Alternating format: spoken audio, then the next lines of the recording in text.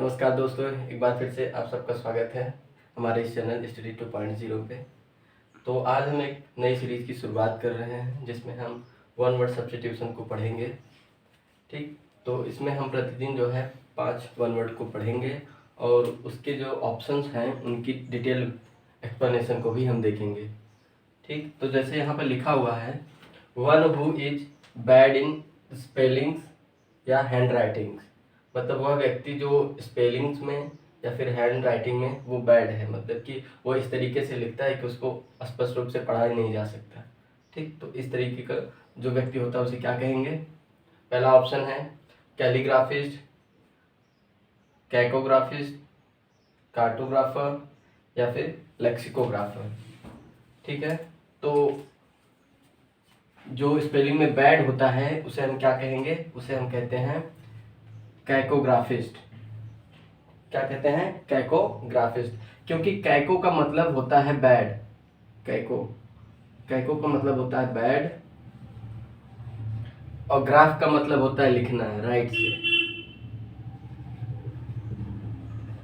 ठीक, तो जो लिखने में बैड है, मतलब इसकी स्पेलिंग जो है स्पष्ट रूप से पढ़ी नहीं जा सकती, हैंड राइटिंग स्पष्ट रूप से पढ़ी नहीं जा सकती, उसे हम क्या कहेंगे? उसे हम कहेंगे कैकोग्राफिस्ट। ठीक, और इसके दूसरे ऑप्शंस को भी देख लेते हैं। कैलीग्राफिस्ट किसको कहते हैं? कैलीग्राफिस्ट उसे कहते हैं जिसके बेहतरीन हैंड राइटिंग हो, एकदम ब्यूटीफुल। ठीक, one who is skilled in beautiful hand writing.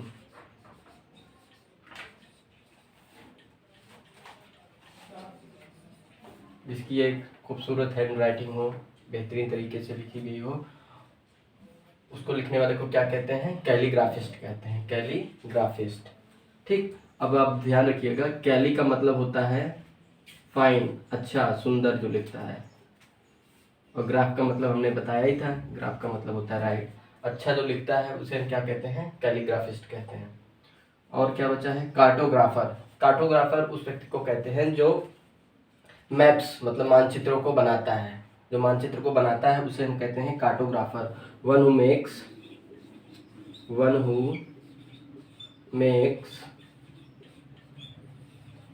Maps. ठीक, जो मैप्स मानचित्रों को बनाता है उसे हम कहते हैं कार्टोग्राफर। यहाँ पर जो कार्टो आया है, कार्टो का मतलब ही होता है मैप, और ग्राफ का मतलब होता है लिखना। लिखने से मतलब ये है कि मैप तो लिखा नहीं जाता है, लिखने का मतलब है कि मैप को बनाना। ठीक, और अगला ऑप्शन है लेक्सिकोग्राफर। लेक्सिकोग्राफर उसे कहते हैं उस व्यक्ति को जो डिक्शनरी लिखता है। ठीक, one who rights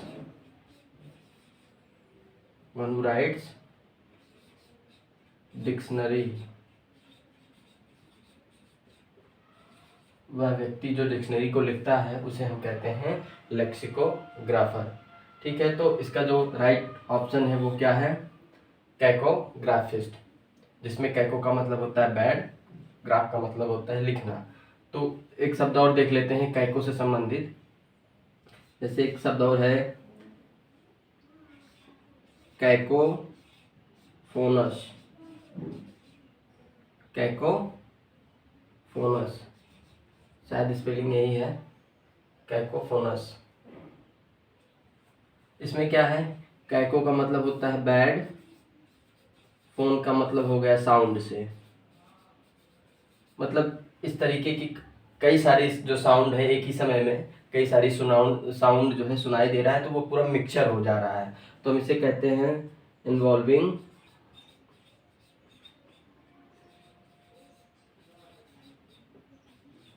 mixture of sounds, जो कि सही बिल्कुल नहीं होती। जब एक ही समय में कई तरीके की साउंड से सुनाई देगी तो वो बैड होता है। ठीक है, तो ये इस तरीके से हम लोगों ने समझा कैको का मतलब बैड। अब हम दूसरे वन वर्ड को देखते हैं। तो दूसरा है one who is a centre of attraction. ठीक, वह जो आकर्षण का केंद्र बिंदु है उसे क्या कहेंगे? मतलब सबकी निगाहें जो है उसी पर है, सेंटर पे है, वो सेंटर ऑफ अट्रैक्शन। ऑप्शन है सेंसर, टांस्योर, कंपोजर और साइनस्योर। ठीक, तो इसका मतलब होता है स्ट्रॉन्ग क्रिटिसिज्म,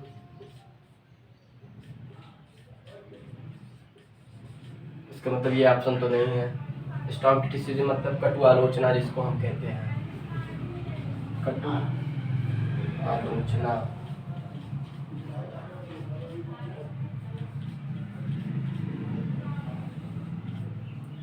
ये तो नहीं है।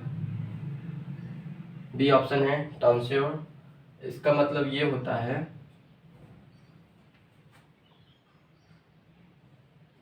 head that has been shaped, मतलब ये जो हेड है जिसको शेप कर दिया गया हो, मतलब मुंडन जिसको हम कहते हैं। ठीक, क्या कहते हैं? मुंडन। जो मोंक वगैरह होते हैं, आप लोग चाइना वगैरह के देखो, जो मोंक होते हैं वो हर समय जो है इसी अवस्था में होते हैं, ट्रांसफर की अवस्था में होते हैं। वो पूरा जो सर होता है उनका वो शेप्ड होता है, तो ट्रांसफर तो नहीं होगा। अगला है कंपोजर। कंपोजर का मतलब होता है सेल्फ कंट्रोल, जिसको हम आत्मसंयम कहते हैं, सेल्फ कंट्रोल। ये भी नहीं होगा, आत्मसंयम।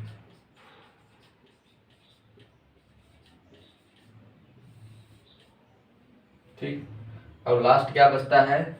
साइनेस्योर। तो यही सही है। ठीक, इसका मतलब यही होता है कि one who is a centre of attraction, वह जो आकर्षण का केंद्र बिंदु हो उसे हम कहते हैं साइनेस्योर। जैसे उदाहरण इसका एक समझते हैं, जैसे हमें कहना हो she was the cynosure of the function, मतलब कि वह जो है उस फंक्शन का, वह उस पार्टी का, मान लीजिए वो क्या थी? वो केंद्र बिंदु थी, मतलब वो बेहद ही खूबसूरत लग रही थी, तो सबकी निगाहें जो है उसके ऊपर थी। तो जो जब उसकी सबकी निगाहें उसके ऊपर थी तो हम उसके क्या कहेंगे? सेंटर ऑफ अट्रैक्शन कौन था? सी। ठीक, इस तरीके से होता है। साइनेस्योर का मतलब होता है सेंटर ऑफ अट्रैक्शन। अगला वर्ड देखते हैं हम। तो तीसरा शब्द है something that is fit to drink, मतलब वह जो फिट है, उपयुक्त है, योग्य है, किसके? पीने के। हाँ, जो पीने योग्य है उसे क्या कहेंगे? उसे क्या कहते हैं? Edible, portable, implacable. ठीक, एडिबल किसको कहते हैं? फिट टू बी ईटन, मतलब जो खाने योग्य हो उसे हम एडिबल कहते हैं। इसके लिए एक शब्द और आता है अंग्रेजी में, एडिबल का सिनोनिम हो सकता है स्क्यूलेंट। स्क्यूलेंट का भी मतलब वही होता है, edible, fit to be eaten, जिसे खाया जा सके। ठीक, पोर्टेबल इसमें सही ऑप्शन है, इसका मतलब होता है पीने योग्य। एडिबल का मतलब होता है खाने योग्य, पोर्टेबल का मतलब होता है पीने योग्य। ठीक, तीसरा है पोर्टेबल वो चीज़ें होती हैं जिसको हम पोर्ट कर सकते हैं, हाथों के माध्यम से एक जगह से दूसरी जगह ले जा सकते हैं। ठीक, दैट कैन बी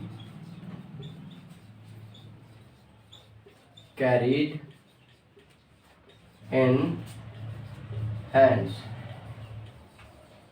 ठीक, जिसको हम हाथ से जो है कैरी कर सकते हैं, उसी को हम क्या कहते हैं, पोर्टेबल। और लास्ट है इम्प्लाकेबल। इम्प्लाकेबल का मतलब होता है जिसको हम बदल नहीं सकते, that can not be change, जिसको बदला नहीं जा सकता, उसे हम कहते हैं इम्प्लाकेबल। ठीक, इसका थोड़ा सा सेंस समझते हैं। क्या नहीं बदला जा सकता, जैसे मान लीजिए कोई व्यक्ति है, वो आपके प्रति जो है एक निगेटिव ओपिनियन ही रखता है, आपके विषय में हर समय जो है निगेटिव बातें ही करता है, तो आप कहेंगे कि जो है कि यह जो व्यक्ति है इसके विचार को बदला नहीं जा सकता है, ये हमेशा ही इस तरीके की बात करता है। ठीक, तो उस सेंस में ये यूज होता है इम्प्लाकेबल। ठीक, जिसके विचारों, धारणाओं, ओपिनियंस को हम बदल ना सकें, उसे कहते हैं इम्प्लाकेबल। अगला वर्ड देखते हैं। वर्ड है स्टडी ऑफ मीनिंग्स, जिसमें हम मीनिंग्स का अध्ययन करते हैं, उसे क्या कहते हैं। ठीक, सिमेंटिक्स, फोनेटिक्स, लिंग्विस्टिक्स या फिर सेमियोटिक्स। वैसे जो इसमें चारों शब्द दिए हुए हैं वे जो है लैंग्वेज से जुड़े हुए शब्द हैं, लैंग्वेज मतलब भाषा से जुड़े हुए शब्द हैं चारों। ठीक, तो जैसे फोनेटिक्स की बात करें तो इसमें क्या होता है, इसमें जो है फोन का मतलब ही होता है साउंड। ठीक, तो इसमें जो है फोन का क्या मतलब होता है, साउंड। तो इसमें साउंड का अध्ययन किया जाता है, स्टडी ऑफ साउंड्स। ठीक, साउंड का मतलब आप लोग म्यूजिक मत समझ लीजिएगा। ठीक, यहाँ पर साउंड्स का मतलब है कि किस शब्द को किस तरीके से प्रोनाउंसिएशन किस तरीके से करना है। ठीक, अक्षर को, वर्ड को। ठीक, उसका जो अध्ययन किया जाता है वो किस में किया जाता है, फोनेटिक्स में। लिंग्विस्टिक्स में इसमें क्या है, लिंग्विस्टिक में जो है लैंग्वेज का अध्ययन किया जाता है, स्टडी ऑफ लैंग्वेज। भाषा का अध्ययन जिसमें किया जाता है उसे हम कहते हैं लिंग्विस्टिक्स, भाषा विज्ञान कह सकते हैं इसको। सेमियोटिक्स में क्या होता है, इसमें जो है साइन और सिंबल्स का अध्ययन किया जाता है, चिन्हों का, study of sine and symbols. जो सिंबल और साइन यूज होते हैं भाषा में, उसका जो अध्ययन किया जाता है वो किस में किया जाता है, सेमियोटिक्स में किया जाता है। और एक बचा हुआ है सिमेंटिक्स, तो इसका जो राइट ऑप्शन है वो है सिमेंटिक्स। सिमेंटिक्स में जो है मीनिंग का अध्ययन किया जाता है। ठीक, उसे हम कहते हैं सिमेंटिक। मीनिंग का अध्ययन का मतलब यह होता है कि एक शब्द है वो किस सेंस में यूज हुआ है, उसका टोन क्या है, उसके और कितने मीनिंग हो सकते हैं अलग अलग सिचुएशन के हिसाब से, इन सब का जो अध्ययन किया जाता है वो सिमेंटिक्स में किया जाता है, अलग अलग कॉन्टेक्स्ट में। तो उसे हम क्या कहते हैं, सिमेंटिक्स। अगला वर्ड देखते हैं। अगला वर्ड है an order to appear in court. ठीक, जब कोर्ट आदेश देती है किसी को कि आप जो है अपीयर होइए, मतलब कोर्ट में उपस्थित होइए, तो उसे क्या कहते हैं, पैरोल कहते हैं, समन्स, एक्विटल या कन्विक्शन। ठीक, तो इसका जो राइट ऑप्शन है वो तो है शमन। क्या है, शमन। समन का मतलब आप समझ लीजिए बुलावा, बुलावा कह सकते हैं आप, कोर्ट की तरफ से बुलावा होता है कि आपको इस डेट में जो है कोर्ट में उपस्थित होना है, उसे हम क्या कहते हैं, समन्स कहते हैं। पैरोल क्या होता है, पैरोल ये होता है कि आपको अस्थायी रूप से जो है कुछ दिन के लिए रिहाई मिलती है। मान लीजिए कि आप जेल में बंद हैं और आपके घर जो है कोई फंक्शन पड़ गया है, कोई शादी वगैरह पड़ गई, तो आपको जो है 2-4 दिन के लिए या 5-10 दिन के लिए जो छुट्टी मिलती है कि आप जाइए, अटेंड करिए, उसके बाद आप आइए, उसको हम क्या कहते हैं, पैरोल, जिसको हम कहते हैं अस्थायी रिहाई।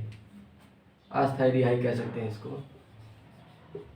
क्योंकि अस्थायी नहीं होता, आपको फिर से वापस ही आना होता है। ठीक, एक्विटल क्या होता है, एक्विटल ये होता है जब कोर्ट कंफर्म कर दे कि आप जो है, आपके ऊपर जो आरोप लगा था क्राइम करने का, अब आप उससे जो है गिल्टी साबित हो गए हैं। ठीक, तो उसे हम कहते हैं एक्विटल। क्या कहते हैं, एक्विटल कहते हैं। मतलब आपके ऊपर जो दोष लगा था वो हट चुका है। हिंदी में इसको कहते हैं दोष विमोचन, दोष विमोचन। मतलब नॉट गिल्टी ऑफ क्राइम, मतलब आपको कोर्ट के द्वारा यह साबित कर दिया गया है कि जो है आप गिल्टी नहीं है। ठीक। कन्विक्शन, कन्विक्शन क्या है? कन्विक्शन का मतलब, कन्विक्ट का मतलब होता है आरोप लगाना, कन्विक्शन का मतलब आरोपण। मतलब जब आपके ऊपर आरोप लगाया गया है किसी क्राइम का कि यह क्राइम जो है इस व्यक्ति ने किया हुआ है, तो उसे हम कहते हैं कन्विक्शन, दोषारोपण जिसे हम कहते हैं। क्या कहते हैं? दोषारोपण।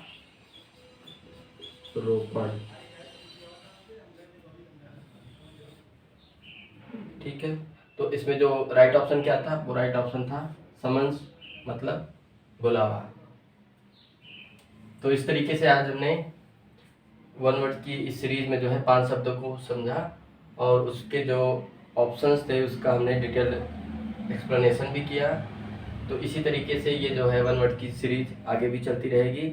आप लोग जो है उसको देखते रहिएगा और अच्छी लगे तो लाइक करिएगा, शेयर भी करिएगा और कमेंट भी करिएगा। धन्यवाद।